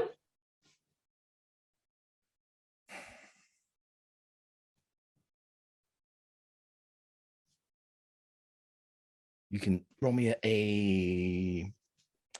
I want to tell you something. I want to just give this to you. But Should I use my banked charm? Let's do that. Okay. I have 2 banked charms.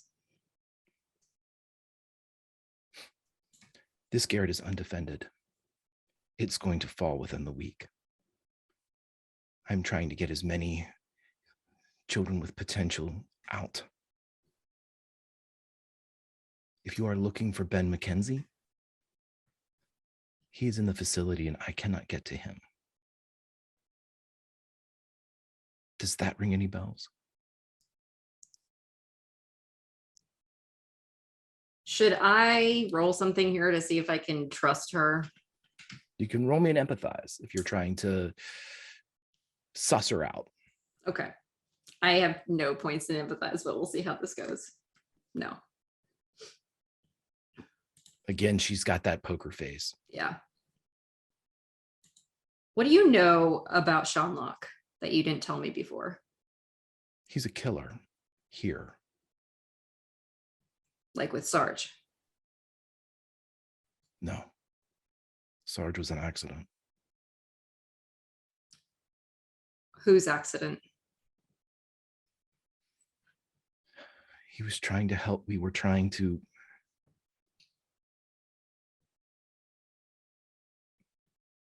This is the site that I believe your father and Mitch's father jumped to. This is where they lost Mitch's dad.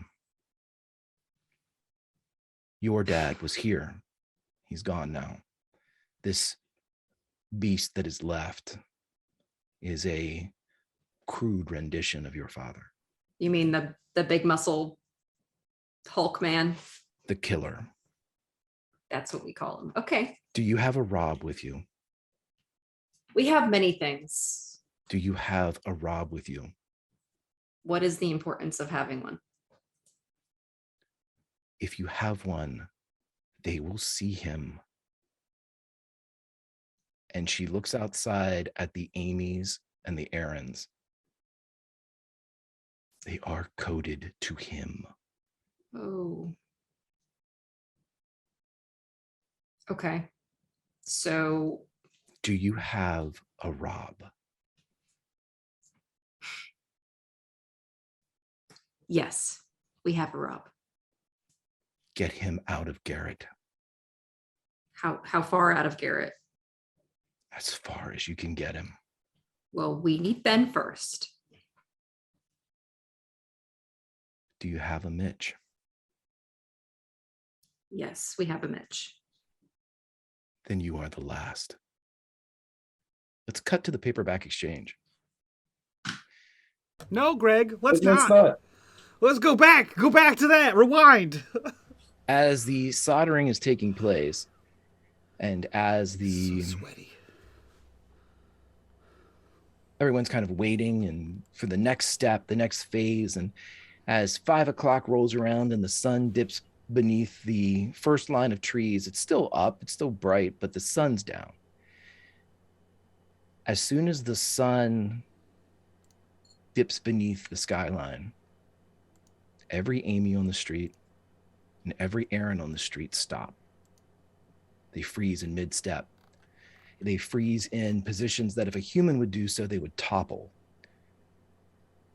And they slowly bring steps that were extended by left foot and place them side by side with right foot until they are standing in a military, back straight, chest out, military precision. They're carrying grocery bags, they drop them. If they are carrying dog leashes, they release them. If they are driving cars, they kick the children out of them. As one, they begin to move towards the town center. They begin to move towards the paperback exchange. And Rob, as you look out through the glass past the open sign with the closed but not forever facing you, you see the approach of your mother and your father repeated in a dozen variations of clothing and make. Cars stop along the streets. They get out and they begin marching like ants towards the hill that is the paperback. You see them coming and you hear them coming because they begin to chant, Rob, Rob, Rob, Rob. And between each Rob, there is that 5-second awkward pause. But now it doesn't sound like a timed response. It sounds sinister, like they're putting more power and purpose behind Rob, Rob, Rob. Everybody, please cue up Every Breath You Take by the Police. Rob, you see them coming. George, you witnessed this from the alleyway. The doctor in front of Shannon, it's too late. Maybe we can find you another Rob. Or we could save the one that's here. It's never worked before. Well, you didn't have me or Mitch, did you? Her poker face cracks and a slight smile lifts the left side of her face. And that, my friends, is where we will end this session of Atari Twilight. Stay tuned for next session, episode 5, Death in the Family. You son of a bitch. Ugh. I hate this show. Oh, who's that lady, Greg? Gregory. Okay, but now what everyone's really wondering, we got that walkie-talkie fixed, right? Greg, how many walkie-talkies did I make? I'm like, what are you buying? All walkie-talkies. I mean, you had several hours there, and everybody, Mitch is incredible at this type of stuff. So this is his wheelhouse. You could have created, I would say at least 2 or 3. Solid. What the fuck? Okay. Cool. I have one question before we do our outros, Greg. Wait. I have one question. I have one answer for chat. I just wanted to let you know, you gave me 5 Michigans. That was one of them. Okay, that was my question. Wow. The other 4, how many are you carrying into the tragedy that is episode 5? I promised a boss level encounter if I was ever given 4 in one episode. I'm taking that with me because God. episode 5 is my sweet spot. Oh, yeah. Oh, no. If you are tuning in for the first time, or you haven't caught up on the story, or whatever nonsense might be existing in your world, and you're debating about whether you should come back for episode 5, you should come back for episode 5. Shit's gonna get You'll real. cry. It's gonna get real. Someone's gonna cry. It's gonna be Kendall. Let's go around, do our introductions. We can get the hell out of here and just stare silently at the camera for our after show as we are all confused and sad about what's about to happen next week. We'll start with Meta. Who are you? Where can we find you? What are you up to? Hi, guys. I'm Metamancer. You can find me here. That's it. I am up to absolutely nothing else except for splitting the party into as many number breaks as possible, and Greg loves me for it. Oh, good times. Mike, who are you? Where can we find you? What are you up to? I am Mike the Anonymous Rhinoceros. You can see me on Twitter at Baloney Slap. I don't really use Twitter, though, so I'm usually in the unMadeGaming Discord, or just DM me. Perfect. Bitters, same questions. Who are you? Where can we find you? What are you up to? I'm Mr. Bitters. Mostly the same answers. I don't do a whole lot. I don't even pay attention to Discord these days because I'm awful. But, video games and Mr. Bitters. It comes with age, man. Frags, same questions. Who are you? Where can we find you? What are you up to? Kindle or Frags or whatever. Sometimes I'm on Twitter, sometimes I'm in the Discord, sometimes I'm not. But whatever, at me if you need me. Hell freaking yeah. And last but not least, the arbiter of our sadness collectively on the show and in the chats and YouTubes. Greg, who are you? Where can we find you? What are you up to? Hi, everybody. I'm Greg. Again, like everyone else, I'm not truly on social media, but if you go to the unMadeGaming Discord, go to the Atari Twilight chat and at me with any questions that you might have. I don't care what it's about. If it's about, we talked about Doc Brown today, and I explained to him just what an awful individual Doc Brown actually is. You can see that lovely conversation there. Come and talk about all nerdy stuff. Talk about Atari Twilight. I love it. It's a fantastic community. If you're not part of the Discord already, please go over and join up. Great chats throughout a bevy of fantastic content offered here on the channel. Find something you love, join a great community, make your life better. See you there. Hell yes. Head on over to our Patreon. Link for that down below. Join us at the $5 tier. It's just $5. You can get access to the after show for this show, all the other shows, all of our behind the scenes exclusive cool stuff over there. It's worth it, and it lets me hire someone to do this job for me. Because clearly I can't do cameras or start on time or any of those things. While you're down there, click on that Discord link that Greg said. Join us in the Discord. Be a part of the community. Be a part of the conversation. But for now, we're going to get the hell out of here. We're going to go film our after show for Patreon. So from all of us to you guys, we'll see you next week. Bye-bye.